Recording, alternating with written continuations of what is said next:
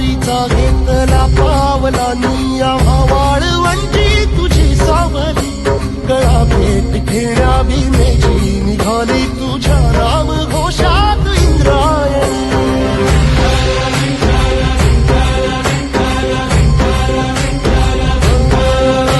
भिडे आसमंती ध्वजा वैष्णवांची उभी पंढरी आज नानावली तुझे नाव ओठी तुझे रूप धानी जीवाला तुझी आस गाला गली